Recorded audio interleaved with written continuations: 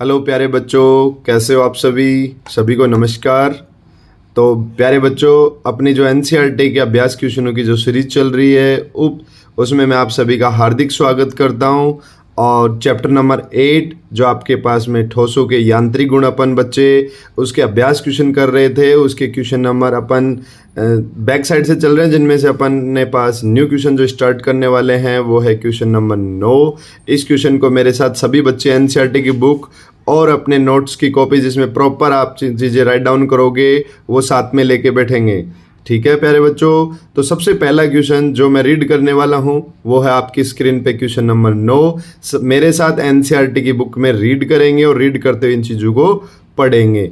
चलो, इसमें अपन देखते हैं अपने पास 1.5 सेंटीमीटर त्रिज्या का एक इस्पात का केबल भार उठाने के लिए इस्तेमाल किया जाता है। एक 1.5 सेंटीमीटर त्रिज्या का एक इस्पात का केबल है जिसको भार उठाने के काम में लिया जाता है। यदि इस्पात के लिए अधिकतम अनुज्ञेय प्रतिबल 10⁸ न्यूटन पर मीटर स्क्वायर है तो उस अधिकतम भार की गणना कीजिए जिससे केबल उठा जा सकता है। इस्पात के लिए आपको यंग प्रत्यास्थ गुणांक का मान पता होना चाहिए। प्रतिबल आपको दे रखा है, एरिया का फॉर्मूला आपके पास है, यहाँ से इजीली आप अधिकतम भार की गणना कर सकते हैं। तो आ जाइए मेरे साथ इस क्वेश्चन को सोल्व करते हैं।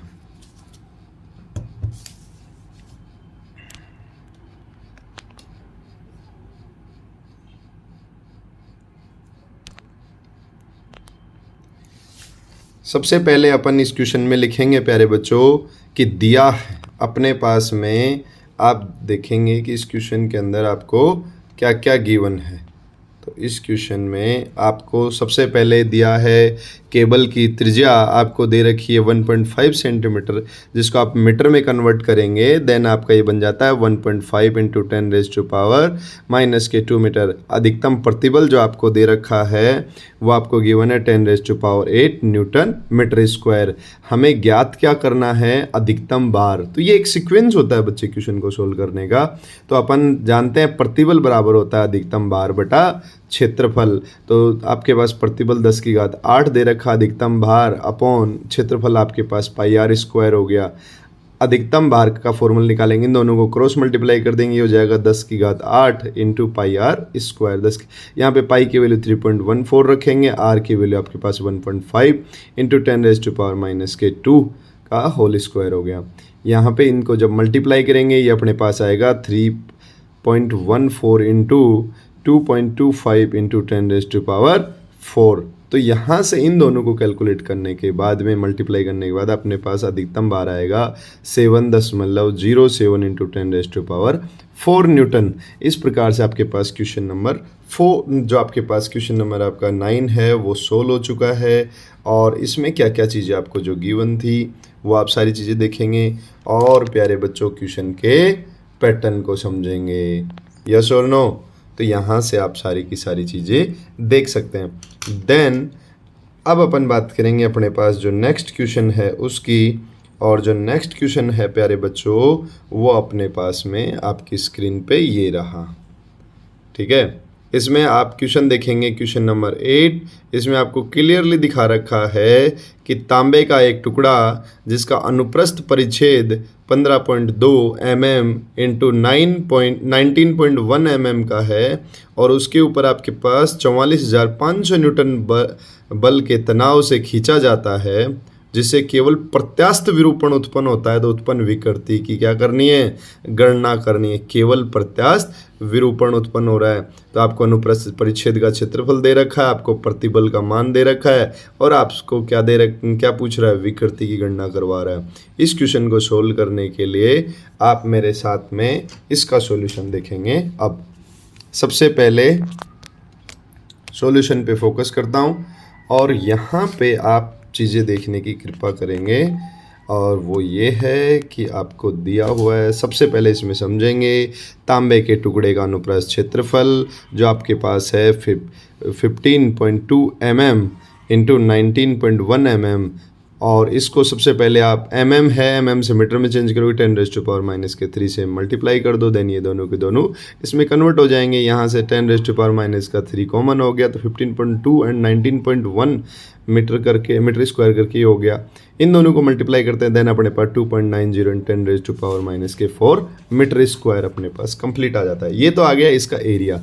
और आपको क्या दिया हुआ है, आपको दिया हुआ है आपका प्रतिबल आपका 44,500 न्यूटन करके। ठीक है बच्चों, अब बात करते हैं कि तांबे के लिए यंग प्रत्यास्थ गुणांक आपके पास जो प्रॉपर है एनसीईआरटी के अंदर टेबल दे रखी है, उसके अंदर यंग प्रत्यास्थ गुणांक का मान दे रखा है, वो आपके पास है 1.1 × 10⁻11 न्यूटन पर मीटर स्क्वायर। फिर अपन को ज्ञात करना विकृति। यंग प्रत्यास्थ गुणांक क्या होता है बच्चों, प्रतिबल और विकृति का अनुपात होता है। यहाँ पे आपको क्या ज्ञात करना है, विकृति देन प्रत्यास्थ गुणांक प्रतिबल के नीचे आ जाएगा। प्रतिबल क्या होता है, बल बटा एरिया आपके पास में। ठीक है, तो बल आपको दे रखा है 15,000, एरिया आपको दे रखा है अपन ने जो कैलकुलेट किया है यहाँ पे ये रहा 2.90 × 10⁻⁴ मीटर स्क्वायर।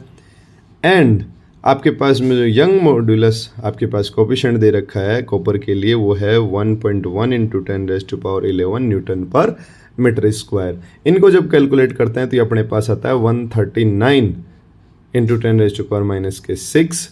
ये अपने पास क्या आ गई प्यारे बच्चों, विकृति आपके पास में आ गई है। ठीक है, अगर विकृति परसेंट निकालना है देन आप इसको क्या कर सकते हो, del L/L × 100%। अगर परसेंट में चाहिए तो ये हो जाएगा 139 × 10⁻⁶ × 100, तो ये हो जाएगा 139 × 10⁻⁶ × 10⁻+2, तो देन ये बन जाएगा 139 × 10⁻⁴%। इसको आप ऐसे भी लिख सकते हो 0.0139%। ये आपके पास में क्या आ गई, इसकी विकृति आ गई। ठीक है प्यारे बच्चों, तो ये आपके पास क्वेश्चन नंबर आपका 8 हो गया। सभी बच्चे ध्यान से इसको देख लेंगे। ठीक है, अरे जिसको भी राइट डाउन करना है ना, वो इसके साथ साथ इन चीज़ों को क्या करता जाएगा, राइट डाउन करता जाएगा। ठीक है, देख पा रहे हो अच्छे से, गुड। अब मैं बात करता हूँ नेक्स्ट क्वेश्चन की। नेक्स्ट क्वेश्चन नंबर 7 जो है आपकी स्क्रीन के सामने ये रहा। ये क्वेश्चन है कि क्वेश्चन नंबर 7, मृदु इस्पात के 4 समरूप खोखले बेलनाकार स्तंभ 50,000 kg द्रव्यमान के किसी बड़े ढांचे को आधार दिए हुए हैं। तो प्रत्येक स्तंभ की भीतरी तथा बाहरी त्रिज्या आपको 30 तथा 60 सेंटीमीटर दे रखी है। तो भार वितरण को एक समान मानते हुए प्रत्येक स्तंभ की संपीड़न विकृति आपको ज्ञात करनी है। देखो, जो खोखला बेलनाकार स्तंभ है, मृदु इस्पात के 4 ऐसे स्तंभ हैं, तो टोटल पे आपके पास 50,000 kg का द्रव्यमान है, तो एक पे निकाल लेंगे। तो इसका सबसे पहले mg निकालेंगे बाहर और उसको डिवाइड कर देंगे फिर 4 से, तो पर्टिकुलर एक का आ जाएगा। अपने पास बाहरी और आंतरिक त्रिज्याएं दे रखी है, वहाँ से आपके पास एरिया कैलकुलेट हो जाएगा और इजीली आप क्या संपीड़न विकृति का मान ज्ञात कर सकते हो। इस क्वेश्चन को अपन कैसे समझेंगे बच्चों, इसको समझने के लिए अपने पास में क्वेश्चन नंबर 7 ये है आपके पास क्वेश्चन नंबर 7। सबसे पहले इसमें अपन को क्या दिया हुआ है, इसमें अपन को दिया है प्यारे बच्चों, एक खोखला बेलनाकार स्तंभ का द्रव्यमान आपके पास 50,000 kg है। अतः उसका भार देखेंगे तो भार क्या होता है, mg, गुड। तो हो जाएगा 50,000 × 9.8 न्यूटन। तो इसको मल्टीप्लाई करेंगे देन ये आ जाएगा 49,000 न्यूटन। ठीक है, यहाँ से बाहर आ जाएगा 4.9 और ये आपके पास इनको दे दिया 10⁵ न्यूटन में। अपने पास भीतरी त्रिज्या R1 दे रखी है 30 सेंटीमीटर, इसको चेंज कर लेंगे -2 से 10⁻⁻2 से मल्टीप्लाई करके मीटर में चला जाएगा। देन आपके पास दे रखी है भारी त्रिज्या R2 जो आपके पास दे रखी है 60 सेंटीमीटर, इसको चेंज कर लेंगे 60 × 10⁻⁻2 मीटर। अब अपन को ज्ञात करना है कि प्रत्येक स्तंभ की संपीड़न विकृति कितनी है। तो सबसे पहले आप यह जानो कि प्रत्येक स्तंभ पर पड़ने वाला भार कितना है, और ये भार आपके पास F' हो जाएगा F/4। तो यह है आपके पास 4.9 × 10⁵ को आप फिर आपको 4 से डिवाइड कर देंगे। ये पर्टिकुलर एक स्तंभ पे आएगा 1.22 इंटू 10⁵ न्यूटन करके आपके स्तंभ आ जाएगा, क्योंकि मर्दी स्तंभ में 4 स्तंभ है, तो पर्टिकुलर एक में करेंगे तो 4 का डिवाइड कर देंगे। अब बात करते हैं कि प्रत्येक स्तंभ का एरिया कितना होगा। तो आपके पास जो एरिया कितना होगा, बेलनाकार भाग का बाहरी क्षेत्रफल और आंतरिक, यहाँ पे अपन h को क्या कर लेंगे, 1 कंसिडर करके कैंसिल आउट कर देंगे, तो आपके हो जाएगा पाई बाहर r2 का स्क्वायर माइनस r1 का स्क्वायर। यहाँ पे आप पाई की वैल्यू पुट कर लो 3.14, और R2 की जो वैल्यू है 16 × 10⁻², देन इसका स्क्वायर और इधर 30 का स्क्वायर करके करेंगे, ये हो जाएगा 3600 10⁴, ये 900 10⁴, यहाँ से कॉमन भी ले लेंगे तो ये हो जाएगा 2700 इंटू 10⁻⁴ आपके 4 हो गया प्यारे बच्चों। 3.14 इंटू 0.27 अगर इनको मल्टीप्लाई कर दें, देन आपके पास जो टोटल एरिया कन्वर्ट होके आ रहा है वो आ रहा है 0.085 मीटर स्क्वायर करके। देखो आपके पास एरिया आ गया, प्रॉपर आपके पास में बाहर आ गया, तो आपके पास प्रतिबल की गणना आप इजीली कर सकते हो। देन संपीड़न आप निकालोगे तो प्यारे बच्चों आपके पास प्रत्यास्थता गुणांक की बात करें यहाँ पे, तो आप जानते हो प्रत्यास्थता गुणांक इक्वल टू होता है प्रतिबल बटा विकृति, ठीक है। एंड आपके पास ये हो जाएगा y इक्वल टू प्रतिबल क्या हो गया F/A, और विकृति आपके पास में हो गया ΔL/L, तो L कहाँ चला गया आपका ऊपर। अब अपन को चाहिए विकृति, मतलब अपन को चाहिए ΔL/L, तो आपको हो जाएगा F/AY करके, ठीक है। तो यहाँ पे जो f की वैल्यू अपन निकाली थी एक पर्टिकुलर स्तंभ के लिए 1.22 × 10⁵, और a की वैल्यू अपने पास ये आई थी 0.085 इंटू यंग प्रत्यास्थता गुणांक की जो आपके पास वैल्यू आई है फॉर कॉपर आपके पास में, तो ये आपको गिवन है इसमें 2 × 10⁻11 करके, ठीक है। इन सबको जब यहाँ पे रखेंगे और आप जब इसका परसेंट निकालें तो 100 से मल्टीप्लाई कर दो, देन आपके पास आता है 7.2 × 10⁻⁵ आपके पास इसमें क्या आ गई, आपकी विकृति आ गई प्यारे बच्चों, ठीक है। तो ये स्क्रीन के आपके पास इक्वेशन सोल्व है, आप इसको अच्छे से देख सकते हैं। अब मैं बात करता हूँ आपके पास में नेक्स्ट क्वेश्चन की। अभी आपके पास ये क्वेश्चन सोल्व है, आप इसको इजीली देख पा रहे होंगे, ठीक है। जिसको राइट डाउन करना है वो कर लीजिए बच्चों।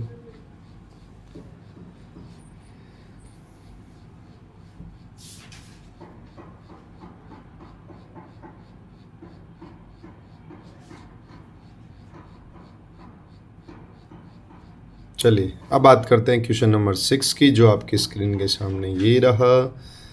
क्वेश्चन नंबर 6 इसमें आपको दे रखा है प्यारे बच्चों, एल्यूमिनियम के किसी घन के किनारे 10 मीटर लंबे हैं, आपको साइड दे दी। इसकी एक फलक किसी ऊर्ध्वाधर दीवार से कसकर जड़ी हुई है। इस घन के सम्मुख फलक से 100 kg का एक द्रव्यमान दौड़ दिया जाए तो एल्यूमिनियम का अपरूपण गुणांक 25 गीगापास्कल हो जाता है। तो इस फलक का ऊर्ध्वाधर विस्थापन ज्ञात कीजिए। देखो एल्यूमिनियम का जो घन है वो 10 सेंटीमीटर लंबा है और इसकी फलक किसी ऊर्ध्वाधर दीवार से कसकर जुड़ी हुई है, तो इसके घन के सम्मुख फलक से 100 kg का द्रव्यमान अगर जोड़ दिया जाए तो एल्यूमिनियम का अपरूपण गुणांक आपको दे दे तो फलक का ऊर्ध्वाधर विस्थापन ज्ञात कीजिए। इसका मतलब क्या हुआ बच्चों, यहाँ ये आपको समझा रहा है कि आपको इस तरीके से करके 10 सेंटीमीटर का एक घन दे रखा है, ठीक है। ये किसी दीवार से अच्छे से जुड़ा हुआ है और इस पे एक 100 kg का एक बार आपका लटका हुआ है, ये इसकी टेंशन। तो आपको दिया हुआ है घन की साइड जो 10 सेंटीमीटर, इसको मीटर में चेंज कर लेंगे तो 10⁻2 हो जाएगा ये करके। तो घन की सम्मुख फलक आपको इसके ऊपर बाहर लटका हुआ है 100 kg का। तो एल्यूमिनियम का जो अपर गुणांक दे रखा है वो आपको दे रखा है 25 गीगापास्कल, गीगा दे रखा है 10⁻9 आपको दे दिया गया है। अब यहाँ पे अपन बात करते हैं कि ज्ञात क्या करना है। तो फलक का ऊर्ध्वाधर विस्थापन कि उसके सापेक्ष जो फलक है उसमें कितना सापेक्षिक विस्थापन आया है सम्मुख फलक के अंदर। तो सबसे पहले आरोपित बल का जो एरिया है वो देखेंगे, तो ये हो जाएगा आपके पास घन का एरिया। घन का एरिया होता है आपके पास साइड स्क्वायर, भुजा स्क्वायर। तो इसको 10 इंटू 10⁻⁻² को स्क्वायर करेंगे तो ये हो जाएगा 100 इंटू 2। ठीक है, अब बात करेंगे आरोपित बल आपके पास क्या हो जाएगा, द्रव्यमान गुणा गुरुत्वीय त्वरण एम आपको 100 kg और जी आपका 9.8 है। तो यहाँ से आपके पास 980 न्यूटन टोटल आरोपित, आपको एरिया दे दिया, बल दे दिया, जन अपरूपण गुणांक निकालना है तो वो हो जाएगा प्रतिबल इन विकृति। आपके पास ये हो जाएगा GFL/AX हो जाएगा। यहाँ से x की वैल्यू चाहिए तो FL, ये जी इसके नीचे चला जाए। यहाँ से जब आप वैल्यू पुट करते हैं, F की वैल्यू 980 न्यूटन, L 10 हो गया, 10 इंटू 10⁻⁻²। ए का वैल्यू आपके पास दे रखा है 25, जी का वैल्यू 25 इंटू 10⁹ पास्कल। और देन आपके पास में जो एरिया आएगा वो आएगा 100 इंटू 10⁻⁻⁴। जब आप इसको सॉर्ट आउट करते हो तो ये आपके पास में आता है 3.92 इंटू 10⁻⁻⁹ मीटर। जब आप इसको आगे ऑलमोस्ट अगर 10 टू मान के चले तो ये हो जाएगा 4 इंटू 10⁻⁷ मीटर करके। आप इजीली इस तरीके से इन चीज़ों को क्या कर सकते हो, सोल्व कर सकते हो प्यारे बच्चों। तो आपकी स्क्रीन के सामने ये आपके पास क्वेश्चन का प्रॉपर सॉल्यूशन है। ठीक है, यहाँ से अपन चीज़ों को क्या कर सकते हैं, देख सकते हैं। हाँ भाई, किसी को राइट डाउन करना है देन कर सकता है, ठीक है, वरना फिर मैं नेक्स्ट क्वेश्चन नंबर 5 लेके आने वाला हूँ। आप इस क्वेश्चन को राइट डाउन करना चाहते हो तो कर लो। ओके, देन अब मैं क्वेश्चन नंबर लेके आ रहा हूँ आपके पास 5, और काफ़ी इंटरेस्टिंग क्वेश्चन है बच्चों ये भी। ठीक है, ये क्वेश्चन रहा आपकी स्क्रीन के सामने, ये रहा। देखो, 0.25 सेंटीमीटर व्यास के 2 तार, जिनमें एक इस्पात का तथा दूसरा किसका है, पीतल का है, जो कि चित्र अनुसार बारित है। ये आपको चित्र दे रखा है, फर्स्ट एंड आपके पास सेकंड करके। ठीक है, तो एक में 4 kg और एक में 6 kg आपको दे रखा है। बिना बार लटकाए इस्पात तथा पीतल के तारों की लंबाई आपको, मतलब नॉर्मल मूल अवस्था में लंबाई दे दी 1.5 मीटर और 1 मीटर। यदि इस्पात तथा पीतल के आपको y इस्पात भी दे दिया और y आपके पास पीतल के, दोनों के आपके यंग प्रत्यास्थता गुणांक भी दे दिया, तो इस्पात तथा पीतल के तारों में विस्तार, मतलब कुल मिला के आपको विकृति की गणना करवा रहा है। ठीक है, इसको अपन कैसे देखेंगे बच्चों, इसको देखने के लिए अपन देखेंगे कि आपको एक ये पोजीशन दे रखी है, आपके पास तार गिवन है, ये स्टील का तार है, इसे 4 kg, देन ये आ गया पीतल का, इससे 6 kg। तो एक बात बताओ, अगर स्टील वाले की बात करेंगे तो इस पर टोटल बार कितना हो जाएगा, 6 + 4, और ओनली पीतल पे 6 kg। तो इसमें आपको दे रखा है तार के व्यास R1 R2 आपको इक्वल दे रखे हैं 0.25/2, ये आपके पास हो जाएगा। इसको जब 2 से डिवाइड करोगे तो हो जाएगा 0.125 इंटू 10⁻⁻² मीटर हो जाएगा। यहाँ से आपको L1 गिवन है 1.5 मीटर, L2 गिवन है 1 मीटर, Y इस्पात दे रखा है 2 इंटू 10⁻11 पास्कल, Y पीतल दे रखा है 0.91 इंटू 10⁻11 पास्कल। गुड, यहाँ तक किसी बच्चे को अगर कोई दिक्कत है तो ये बताओ। सबसे पहले ये क्वेश्चन के अंदर आपको गिवन पार्ट है बच्चों, अगर किसी बच्चे को क्वेश्चन को देख के अगर उसका गिवन पार्ट राइट डाउन करना आ रहा है, इसका मतलब वो चीज़ों को अप्रोच करने की शुरुआत कर चुका है। ठीक है, देन फिर आपको पता करना होता है कि आपको ज्ञात क्या करना है। तो आपके पास जितना परिवर्तन हुआ है लेंथ के अंदर, वो डेल L1, और पीतल में जितना परिवर्तन हुआ है डेल L2, ये दोनों ज्ञात करने हैं। तो सबसे पहले बात करते हैं इस्पात के लिए। तो यंग प्रत्यास्थता गुणांक y इस्पात के लिए आपके पास हो जाएगा प्रतिबल बटा विकृति। तो प्रतिबल F/A ये आपके पास आ जाएगा। यहाँ से अपन को चाहिए डेल n की वैल्यू, तो y को यहाँ नीचे भेज देंगे। L आपका कहाँ चला गया, ऊपर। ठीक है, अब यहाँ पे बाहर कितना हो गया आपके पास में mg, क्योंकि ग्रेविटी की वजह से जो फोर्स लग रहा है, तो mg हो गया। तो ये हो गया 10 इंटू 9.8 इंटू 1.5 और πr² ये हो गया, ये इस्पात हो गया। यहाँ से पाई की प्रॉपर वैल्यू आप 3.14 रख सकते हो इंटू 0.125 10⁻⁻²। आपके पास क्या हो गया, त्रिज्या हो गई, और ये आपके पास हुआ इस्पात हो गया। जब आप इसको सॉर्ट आउट करते हो देन आपके पास आता है 1.5 इंटू 10⁻⁴ मीटर। ये आपके पास प्रॉपर क्या आ गया बच्चों, L1 इस्पात के तार के अंदर कितनी विकृति होगी वो आपके पास में ये होगी। जो मूल दे रखी थी वो 1.5 थी, जो विकर दिया ये 1.5 इंटू 10⁻⁻⁴ मीटर है। देन नेक्स्ट अपन बात करते हैं पीतल के लिए। तो पीतल के लिए भी सेम प्रतिबल बटा विकृति, भार mg हो जाएगा, तो mgl टोटल ay पीतल रखा। इसके ऊपर केवल पीतल में 6 kg वाला ही आएगा, तो इसमें 6 इंटू 9.8 इंटू 1 लेंथ हो गई, इसको पुट करेंगे। देन आपके पास सॉर्ट आउट करने पे आता है 1.3 इंटू 10⁻⁻⁴ मीटर प्यारे बच्चों। क्लियर? तो ये क्वेश्चन नंबर आपके पास में आपके कंप्लीट सोल्व हो चुका है, क्वेश्चन नंबर 5, जिसको आप देख सकते हैं। ठीक है,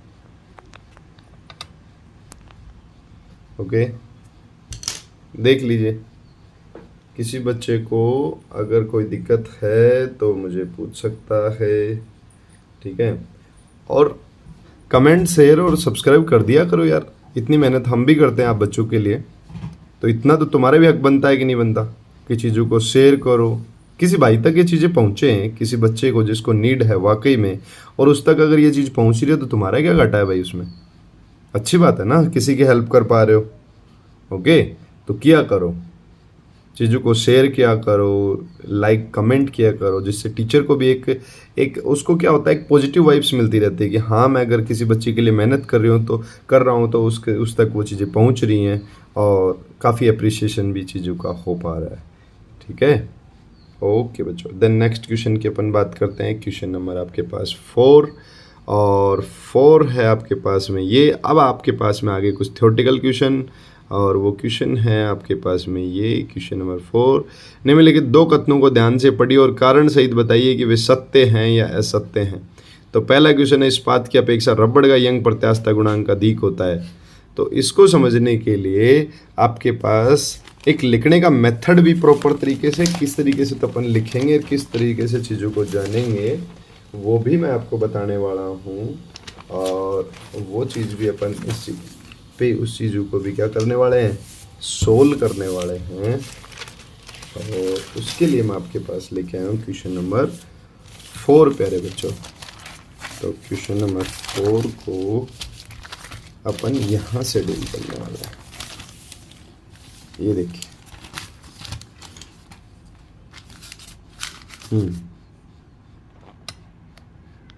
ये अपने पास में। तो इसने अपन को बोला कि भैया बताओ कि इस्पात की अपेक्षा रबड़ का यंग प्रत्यास्थता गुणांक अधिक होता है क्या। तो इसको समझाने के लिए सबसे पहले आप जानते हो यंग प्रत्यास्थता गुणांक क्या होता है। यंग प्रत्यास्थता गुणांक होता है आपका प्रतिबल बटा विकृति। तो प्रतिबल क्या हो गया, mgl, और विकृति आपके पास में mg/a, तो आपके पास प्रतिबल हो गया, और del(L)/L आपकी विकृति हो गई। यदि दोनों तार की लंबाई व त्रिज्या समान हो तथा समान बार लटकाए गए हों, तो यहाँ पे आप कह सकते हो कि L1 और L2 equal to capital L, A1 A2 equal to capital A हो गया। अब समान बार आपके पास में क्या है, mg आ गया। तो यहाँ से दोनों में अगर सिमिलरिटी देखें तो यंग प्रत्यास्थता गुणांक है ना, सीधा सीधा उसके लंबाई में परिवर्तन के इन्वर्सली प्रोपोर्शनल है। मतलब जिसकी लंबाई ज़्यादा परिवर्तित होगी उसका आपके यंग प्रत्यास्थता गुणांक उतना ही कम होगा। तो अपन देखते हैं कि रबड़ जैसी चीज़ों को अगर आप कितना भी खींचो तो उसके लंबाई में परिवर्तन अधिक होता है।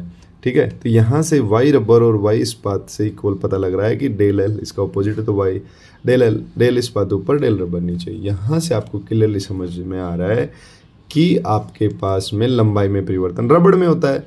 तो इसका मतलब यंग प्रत्यास्थता गुणांक ज़्यादा किसका होगा, इस्पात का होगा। जिसकी लंबाई में परिवर्तन कम उसका यंग प्रत्यास्थता गुणांक आपके पास ज़्यादा होगा। तो आप यहाँ पे क्लियरली बोल सकते हो कि यह बात सत्य है कि इस्पात की इस रबर की अपेक्षा इस्पात का यंग प्रत्यास्थता गुणांक आपका अधिक होता है। ठीक है, दूसरे क्वेश्चन की अगर मैं बात करूँ, इस क्वेश्चन में अगर किसी को दिक्कत है तो भैया देख सकते हैं, हर एक टू स्टेप चीज़ों को समझ सकता है। ठीक है, इस्पात की अपेक्षा रबड़ का यंग प्रत्यास्थता गुणांक आपका अधिक होता है। ठीक है, अगर मैं देखूं यहाँ पे आप इन चीज़ों को अगर सॉर्ट आउट करते हो तो क्लियर पता लगता है कि रबर की लंबाई ज़्यादा, अब जिसकी लंबाई ज़्यादा उसका यंग प्रत्यास्थता गुणांक आपके पास में क्या होता है, कम होगा। तो यहाँ देखो इस्पात का यंग प्रत्यास्थता गुणांक ज़्यादा है ना बच्चों, रबर का कम आया, तो ये बात सत्य थोड़ी ना हुई। यहाँ तो लंबाई तो रबर की बढ़ रही है और जिसकी लंबाई ज़्यादा उसका यंग प्रत्यास्थता गुणांक कम। लेकिन क्वेश्चन तो पूछ रहा है कि रबर का ज़्यादा होता है। नहीं नहीं नहीं नहीं होता, तो ये असत्य कथन हो जाएगा। ठीक है, अब बात करते हैं नेक्स्ट की। नेक्स्ट में आपको क्या कह रहा है, किसी कुंडली का तनन उसके अपरोपण गुणांक से निर्धारित होता है। चलो इस चीज को भी देखते हैं। यह चीज सत्य है बच्चों, क्योंकि भार लटकाने पर लंबाई में परिवर्तन होता है और केवल अगर आप भार लटकाते हो ना तो केवल और केवल उसकी लंबाई में परिवर्तन होता है, न कि उसके आयतन में या फिर कहीं और कुंडली में आकृति में परिवर्तन होगा। केवल और केवल उसके लंबाई में परिवर्तन होता है। इसलिए ये बात तनन के लिए ये चीज़ सही साबित होती है। तो ये स्टेटमेंट आपका सत्य है। ठीक है, लिखने का तरीका देख लो आप कि ये सत्य है, क्योंकि भार लटकाने पर ना तो लंबाई में परिवर्तन होता है और ना ही आयतन में, केवल कुंडली के आकृति में चेंजमेंट आता है। ठीक है, तो तनन के कारण उसकी आकृति में परिवर्तन तो आ ही रहा है, तो तनन के ऊपर ही वो चीज़ क्या करेगी, निर्भर करेगी। ठीक है, इस चीज़ को आप समझ सकते हो। जैसे आप बाहर लटकाओगे, बाहर लटकाते ही उसकी आकृति में क्या हो जाएगा, कुंडली के में परिवर्तन आ जाएगा। तो ये चीज़ आपको देखनी होगी। आपके पास क्वेश्चन नंबर 4 के सेकंड का भी आंसर आपको मिल चुका है। अब बात करते हैं अपन क्वेश्चन नंबर 3 की। तो 3 के अंदर आपको 2 ग्राफ दिए गए हैं, उन ग्राफों की हेल्प से आपको चीज़ों को जानने की ट्राई करनी है। ठीक है, तो ये है आपके पास, एक सेकेंड, कोई दिक्कत थोड़ी हो रही है, वेट वेट वेट वेट, अब मैं चीज़ों को दिखाता हूँ। ये है प्यारे बच्चों आपके पास क्वेश्चन नंबर 3। 2 पदार्थ ए और बी के लिए प्रतिबल विकृति आपको ग्राफ दिया गया है, जिसके अंदर फर्स्ट आप देखो प्रतिबल और विकृति और सेकंड वाला आप देखो। इन दोनों ही चीज़ों को देख के आपको बताना है कि किसी पदार्थ का यंग प्रत्यास्थता गुणांक अधिक है दोनों में से, और दोनों पदार्थों में कौन अधिक मजबूत होगा। जिसका यंग प्रत्यास्थता गुणांक अधिक होगा वही अधिक मजबूत होगा, जाहिर सी बात है। तो यहाँ पे जब आप प्रतिबल विकृति वक्र देख रहे हो तो यहाँ से स्पष्ट रूप से नजर आ रहा है कि एक आप प्रत्यास्थता गुणांक अधिक है, तो इसका मतलब वही अधिक मजबूत होगी और उसका ही गुणांक अधिक होगा। लेकिन अब इसको लिखेंगे कैसे, तो इसको समझने के लिए आप इस तरीके से चीज़ों को क्या कर सकते हो, राइट डाउन कर सकते हो। देखो सबसे पहले तो आप क्या बनाओगे, सबसे पहले आप ग्राफ बनाओ। ग्राफ बना के आप बोलो कि जो वक्र की ढाल होती है वो आपका यंग प्रत्यास्थता गुणांक बताती है। ठीक है, तो वक्र ए की ढाल बी से अधिक है, ये बात स्पष्ट रूप से आपको दिखाई दे रही है, तो प्रत्यास्थता गुणांक भी एक का ही अधिक होगा। ठीक है, तो ये पहला क्वेश्चन हो गया। दूसरा, जिसका प्रत्यास्थता गुणांक जितना अधिक होगा वो उतनी ही क्या होगी, मजबूत होगी। इसलिए ए का प्रत्यास्थता गुणांक ज़्यादा, तो ए क्या होगी, ज़्यादा मजबूत होगी। देख सकते हो, क्लियर। कोई दिक्कत हो तो बता सकते हो, नहीं तो फिर मैं नेक्स्ट सेकंड लास्ट क्वेश्चन इस चैप्टर का, जो क्वेश्चन नंबर 2 आपका, देखो मैंने पहले ना न्यूमेरिकली जितने भी क्वेश्चन बनते थे ना वो पहले ले लिए। अब जो फॉर्म आपके एक तरीके से ग्राफ बेस और थ्योरेटिकल बेस क्वेश्चन है, इसीलिए मैं रिवर्स में लेके चल रहा हूँ उन क्वेश्चनों को। अब बात करते हैं क्वेश्चन नंबर 2 की। तो सबसे पहले क्वेश्चन नंबर 2 को आप पढ़ने की कोशिश करें। ये क्वेश्चन नंबर 2 है कि नीचे चित्र आपको दिया गया है 8.9, किसी दिए गए पदार्थ के लिए प्रतिबल विकृति वक्र को दर्शाया गया है। तो इस पदार्थ के लिए यंग प्रत्यास्थता गुणांक और सन्निकटन प्रभाव सामर्थ्यता आपको ज्ञात करनी है। तो आपको बच्चों ये तो ग्राफ दिया गया है, अब दिए गए बिंदु के लिए आपको देखना है। ठीक है, तो इस बिंदु में आप ये आपको जैसे जैसे पूछ रहा है, आपसे 2 चीज़ें पूछ रहा है। देखो आपको सबसे पहले पूछा यंग प्रत्यास्थता गुणांक और दूसरा पूछा है सन्निकटन प्रभाव सामर्थ्य। सामर्थ्य क्या होता है, आपके पास जो मैक्सिमम होगा उसके सापेक्ष आपकी प्रतिबल होगा वो सन्निकटन प्रभाव होगा। तो इसको देखने के लिए अपन इस चीज़ को डील करेंगे ऐसे। ग्राफ में बिंदु ए जो आपको दिया गया है उस पर अगर प्रतिबल की गणना करें तो वह है अपने पास 115 × 10⁶ न्यूटन हो जाएगा आपके पास, न्यूटन पर मीटर स्क्वायर। ये तो आपको प्रतिबल दे रखा है, और उस पर अगर ग्राफ से विकृति देखें तो वो दे रखी है 0.002 आपके पास ये। तो यंग प्रत्यास्थता गुणांक क्या होता है बच्चों, प्रतिबल बटा विकृति। तो प्रतिबल आपको दे रखा 115 × 10⁶ और विकृति आपको दे रखी है 0.02।